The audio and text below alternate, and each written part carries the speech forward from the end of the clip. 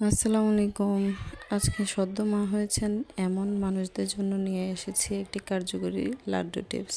এই লাড্ডুটা খেতেও যেমন দারুণ, শরীরের জন্য খুব উপকারী।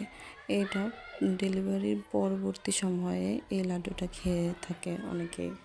এই লাড্ডুটা সদ্য মা এবং নবজাতক শিশুর জন্য খুবই উপকারী।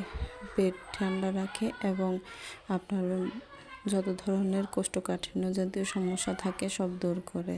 তাহলে চলুন আজকে আপনাদের সাথে চটপট করে শেয়ার করে ফেলি এই লাড্ডুর রেসিপিটা। লাড্ডু তৈরি করার জন্য আমি এখানে নিয়েছি আজওয়াইন 250 গ্রাম।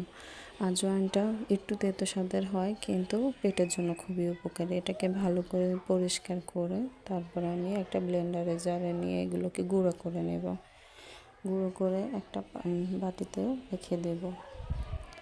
এরপরে নিয়ে নিয়েছি একটি প্যানের মধ্যে 1 কাপ পরিমাণ আটা, 1/2 কাপ পরিমাণ বেসন। এই বেসন আর আটাকে আমি ভালোভাবে চুলাতে দিয়ে একদম মিডিয়াম টু লো ফ্লেমে ভাজা করে নেব। বেসনটা ভাজা হয়ে আসলে তারপর এখানে দিয়ে দিচ্ছি 1/4 কাপ ঘি। ঘি দিয়ে বেসনের সাথে খুব ভালোভাবে মিক্স করে নিতে হবে। ভালোভাবে মিক্স করা হয়ে গেলে তারপরে এটাকে আমি চুলা থেকে নামিয়ে ঠান্ডা করে নেব।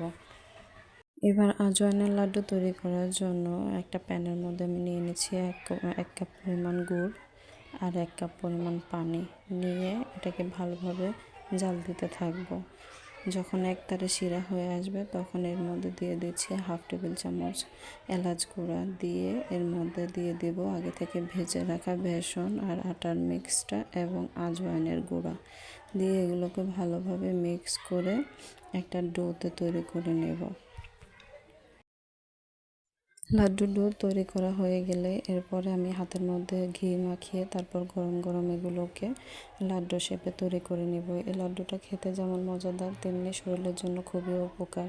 সদ্যজাত মা এবং শিশুর জন্য পেটের বিভিন্ন ধরনের সমস্যা দূর করার জন্য এই লাড্ডুটা খেয়ে থাকে মানুষ। আপনারা বাসায় অবশ্যই ট্রাই করে দেখবেন। আপনাদের যাদের বাসায় সদ্যজাত মা এবং শিশু আছে তাদের খাইয়ে দেখবেন। আশা করি উপকার পাবেন। সবাই ভালো থাকবেন। আসসালামু আলাইকুম রহমতুল্লাহি ওয়া বারাকাতুহু।